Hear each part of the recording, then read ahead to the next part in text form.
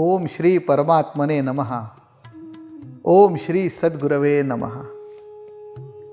तुम्हा सर्व सुजाण श्रोत्यांच्या चरणी या ज्ञानेश्वरी सेवकाचा साष्टांग दंडवत. आपण मागच्या 6 क्लिपमधून धर्म या विषयाचं चिंतन ऐकतोय. मानवी जीवनात धर्माची आवश्यकता काय? मग धर्म म्हणजे नक्की काय? कोण म्हणते मी हिंदू आहे, कोण म्हणते मुसलमान आहे, कोण म्हणतो मी ख्रिश्चन आहे, कोण म्हणतो जैन आहे, बौद्ध आहे, पारशी आहे. या धर्माच्या नक्की संकल्पना काय आहेत? मग संप्रदाय कशाला म्हणतात? धर्माची खरी व्याख्या कशी केली आहे आपल्या ऋषीमुनींनी? धर्म म्हणजे नक्की काय सांगितलंय याचा विचार केला. मग धर्माचे 3 अर्थ आपण बघितले. धर्म म्हणजे गुण, धर्म म्हणजे स्वभाव आणि धर्म म्हणजे कर्तव्य. मग या कर्तव्याची परिभाषा आपण विचारात घेतली. कर्तव्य म्हणजे सगळी कर्म नाहीत बरं का. कुठलीही हालचाल मानवी जीवनामध्ये आपण जे जे करतोय त्याला म्हणतो आपण कर्म. पण कर्म कर्तव्य कधी होतं? ह्या कर्माचं कर्तव्यात रूपांतर करण्यासाठी वर्ण आणि आश्रम ही काय रचना आहे हे आपण मागच्याही क्लिपमध्ये समजून घेतलं. आणि मग योग्य पद्धतीने कर्तव्य करणारी व्यक्ती धर्माचरण कसं उत्तम प्रकाराने करते आणि स्वतःसह समाजाचं जीवन कसं उन्नत उदात्त करते याचा विचार आपण ऐकला. आता या क्लिपमध्ये या धर्माला मागे ज्ञानेश्वर महाराजांनी एक विशेष शब्द लावलाय बरं का. तो आहे स्वधर्म. ज्ञानेश्वर महाराजांनी पसायदानामध्ये विश्वातल्या प्रत्येक मानवाला त्याचा स्वधर्म कळावा असं सांगितलंय. काय हो स्वधर्माची व्याख्या? माऊली म्हणतात, विश्व स्वधर्म सूर्ये पाहो. जसं सूर्याच्या प्रकाशामध्ये आपल्याला प्रत्येक वस्तूचं योग्य पद्धतीनं ज्ञान होतं, योग्य वस्तू योग्य पद्धतीने दिसते आणि त्या सूर्याच्या प्रकाशामुळे आपले व्यवहार कसे चोख होतात. खड्डा कुठे आहे, घसरडी वाट कुठे आहे, अडचणीची जागा कुठे आहेत, काटे कुठे कुठे आहेत, दगड धोंडे ठेच लागण्याच्या कुठे जागा आहेत, हे सूर्यप्रकाशात कसं स्वच्छ दिसतं. तसं मनुष्य जीवन स्खलित होऊ नये, पापाचरणाकडे जाऊ नये, मनुष्य जीवनामध्ये पुण्य प्राप्त होऊन धर्माच्या या स्वच्छ प्रकाशामध्ये, स्वधर्माच्या स्वच्छ प्रकाशामध्ये त्याचं जीवन उजळून निघावं यासाठी ज्ञानेश्वर महाराजांनी धर्माला मागे स्व असं एक विशेषण दिलं, एक शब्द वापरला. काय हो स्वचा अर्थ? कोण आहे मी? पुरुष. लिंगाने मी पुरुष आहे. या देहाचं रूप म्हणजे माझं स्वरूप आहे का? नाही बरं. मी म्हणजेच देह असं म्हणणारे काही आहेत बरं का. त्यांना देहबुद्धीचे चार्वाक मतवादी म्हणतात. पण तत्वज्ञान, संत विचार आपल्याला सूक्ष्म जगताकडे नेतं, आपल्या स्वस्वरूपाकडे नेतं. हा देह म्हणजे मी नाही, ही इंद्रिय म्हणजे मी नाही,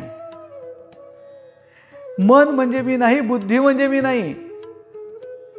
आपण काय म्हणतो? माझा हात म्हणतो, माझा डोळा म्हणतो, माझं मन म्हणतो, माझी बुद्धी म्हणतो ना. याचा अर्थ मी कोणतरी वेगळा आहे आणि ही इंद्रिय, ही सूक्ष्म ज्ञानेंद्रिय वेगळी आहेत. ह्या दोघांची सांगड झाली आहे. जसं जड काही वस्तूंचं मटेरियल असतं आणि त्याला चेतना आली की ते चालू होतं की नाही. इथे लाईट आहे, या लाईटला बल्ब आहे, स्टँड आहे, हे काहीतरी जड पदार्थ आहेत आणि मागणं त्याला इलेक्ट्रिसिटी, चेतना दिली आहे. या चेतन आणि जडाच्या संयोगामध्ये कार्यनिर्मिती होते ना. तसं या देहामध्ये काही जड भाग आहे आणि काही चेतन आहे. हे चेतन हे माझं स्वरूप आहे, तुमचंही स्वरूप तसंच आहे. देह म्हणजे मी नाही आहे. मन बुद्धी अहंकार चित्त आणि नाहम, न च श्रोत्र जिव्हे, न च घ्राण नेत्रे, न च व्योम भूमी, न तेजो न वायू, चिदानंद रूप शिवोहम शिवोहम. आपण चैतन्य आहोत, आपण आत्मा आहोत. ज्ञानेश्वर महाराजांनी याच आपल्या स्वस्वरूपरूपी आत्म्यालाच नमन केले बरं का पहिल्या ओवीतच.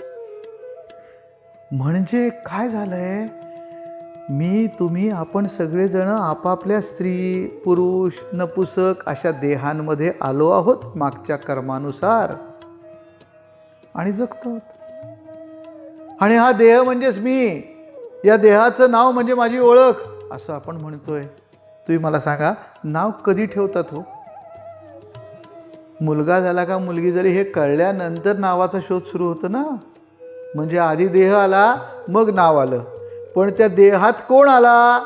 ते चैतन्य आलंय. म्हणजे नाव संजय गोडबोले हे नाव या देहाचं आहे. जसं या भांड्याला मनुष्य योनीतलं एक भांडं म्हणजे हा देह, पण लग्ना म्हणजे आपण कोणाकोणाला प्रेझेंट देताना त्या भांड्यावर नावं घालतो की नाही, तसं या भांड्याला नाव दिलंय संजय.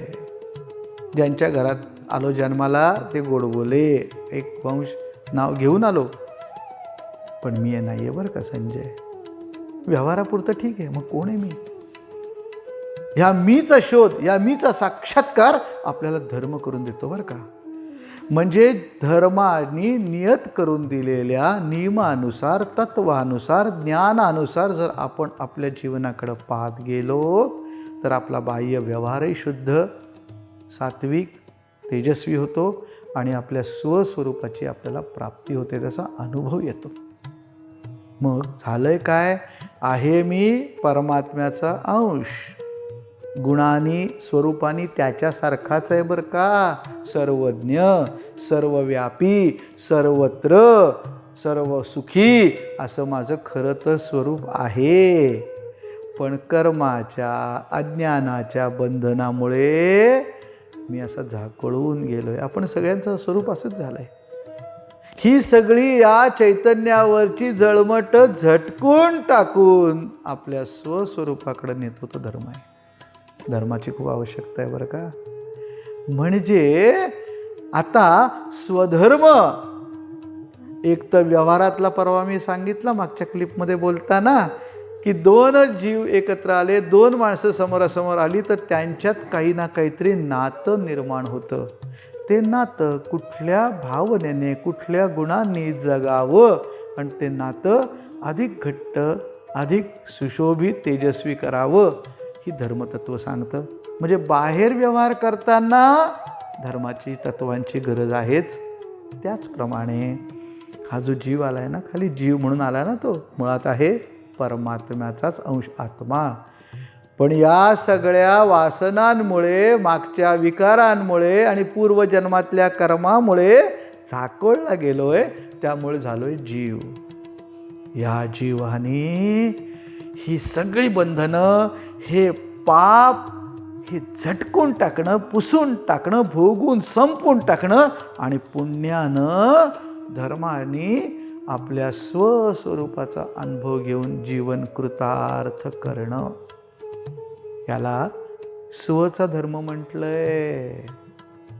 माझा धर्म काय? माझ्या स्वरूपाची ओळख करून घेणं, त्याचा अनुभव करून घेणं.